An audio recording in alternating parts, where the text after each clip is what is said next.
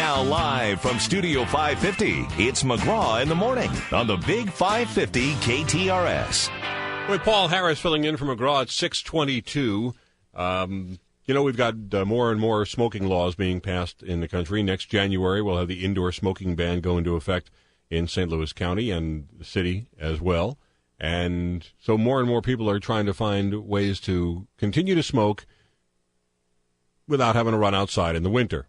Michael Pona runs a store called the Green Nicotine, or is that the product? Is that the name of the product that you sell? It's the name of the product and the store. Both? Yes, sir. And where are your locations, Michael? Right now we have the one store at the St. Louis Galleria, right next to Hellsberg Diamond on the ground level. Mm-hmm. And Green Nicotine is an electronic cigarette. It sure is, yes, sir. You brought one in with you this morning. I'm looking at it, and every time you suck on one end, the green light at the other end goes on, and they call it green because it's better for the rest of us so that we don't have to smell smoke, right? No secondhand smoke, no odor at all whatsoever. The product does not harm or bother a fly.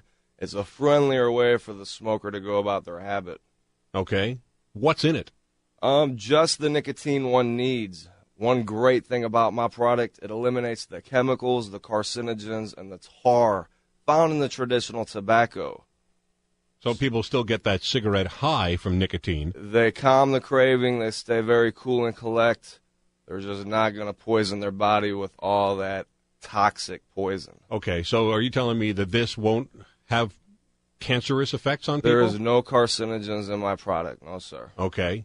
Have these things been working for people, helping them get off regular cigarettes? Well, keep in mind, we do not claim to be a smoking cessation product. We are just a traditional tobacco replacement for a serious smoker.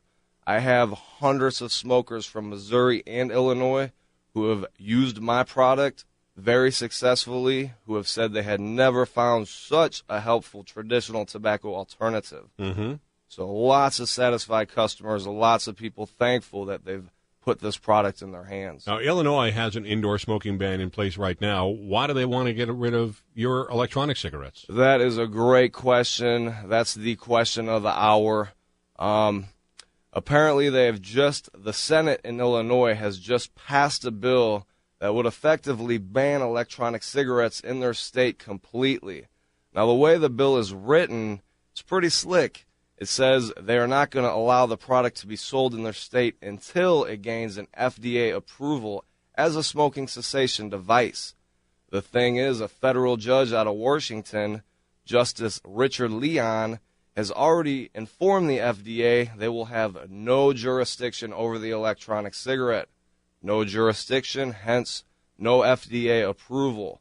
So the bill effectively, the way it is written, would ban electronic cigarettes permanently from the state of Illinois. Why does the FDA have nothing to do with the electronic cigarette? That is what a judge out of Washington has decided. They tried. The FDA said that it was a drug delivery system, and the judge out of Washington, D.C. says he disagreed, shot that down. Okay. So you're telling me that it delivers nicotine to the person who's using it. And I hate to call them the smoker because they're not smoking anything. When you, moments ago, demonstrated it for me, you sucked it in and then you blew out. What came out? It's actually a water vapor. There's no combustion. There's no fire. There's no smoke. There's a device called an atomizer which vaporizes the nicotine. So it simulates tobacco. It feels and tastes like tobacco.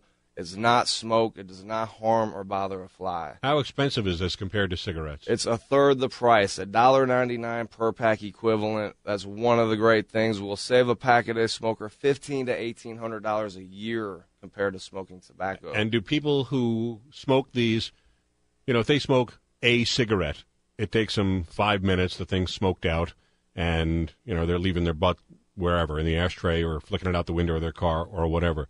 How long does one of these last? Well, it's a two-part system. Our battery will hold a charge 6 hours. Our cartridge contains 50 cigarettes of the nicotine. So after our cartridge runs dry on the nicotine, you replace that. You're constantly recharging the battery when that goes dead. So it's $1.99 for one of those cartridges? Well, we actually sell a 10-pack for $49.99, which gives you 2.5 cartons equivalent for that price, which would equate to being $1.99 a pack. Gotcha. Okay. So when people come in to buy this, are they buying it because they're frustrated by the smoking laws? There's a number of reasons. That is one of the hot topics. A lot of people do enjoy being able to smoke at their cubicle at work. I've had students from Mizzou and SLU buy these so they can enjoy their habit during their 3-hour lectures at class. That is one perk of the product. Obviously, the most important issue, no one wants to put 4,000 chemicals, 50 cancer-causing agents, and the tar that are associated with tobacco. So this is a replacement that eliminates all that bad stuff, still allows them to go through the habit and get the nicotine, the two important birds with the one stone. If this is not regulated by the FDA, is it regulated by anybody? Could you sell this to a 16-year-old kid? No, it is not regulated at all, and we at our company have a policy. We will not sell to a minor. We will not let a non-smoker sample our product. So we do not mind. We actually would like the FDA or the government body to impose restrictions. That's fine. Make it illegal for a minor to buy an electric cigarette. We will not sell to one as of now anyway. So we don't mind placing some restrictions on the electronic cigarette. We believe that would be a good thing. But to ban the product altogether and to take away an American's choice and freedom to choose between my product and the traditional tobacco seems pretty unfair to me. Now, one of the other things that is a complaint about cigarettes, aside from all the carcinogens that are in there, is we don't want people addicted to nicotine. In using your product, are they getting off nicotine? No, because they're still getting nicotine delivered to their system. So is this enhancing nicotine addiction? Well, we will start people here at Green Nicotine. We will start people with a 15-milligram cartridge. That's going to be comparable to your traditional tobacco. You don't want to step down too much at the beginning, but we do have a step-down system. We have a 15-milligram, a 10-milligram, a 5, even a cartridge with no nicotine. So the smoker can gradually reduce their nicotine intake as they go through the hand-to-mouth process, which is so important in the process. What flavors? We have menthol, traditional. I was kidding when I asked that. Boom, you're right there with an answer. No, we do have the 3 traditional flavors, menthol, traditional, and light. This is a serious alternative for a serious smoker.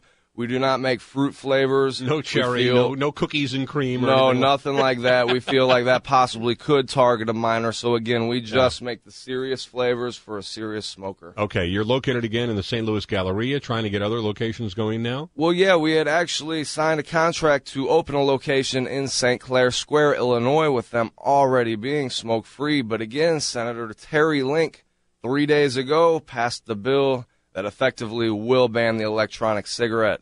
Now, it has not ruled us out yet.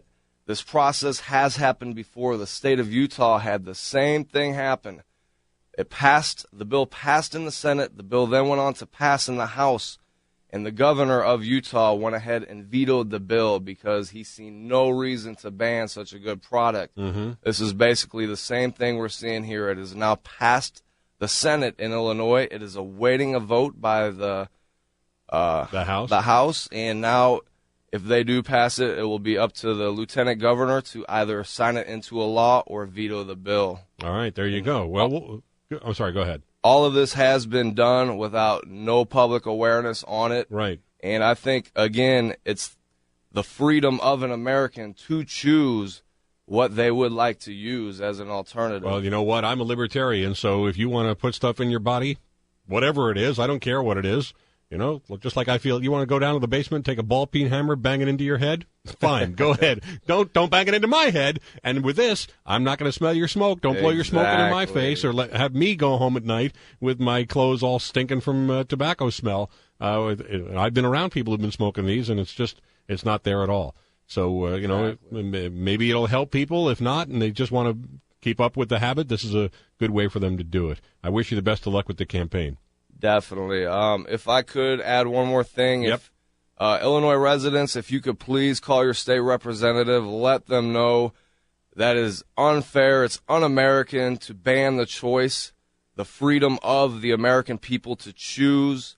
And no matter what kind of propaganda is out there, if you do the research, if you read the testimonials of people who have used the product, there is nothing but great things from green nicotine. So please come up to the Galleria, give one a try. They're improving the lives of many people in many different ways, and I'd love to bring you on next.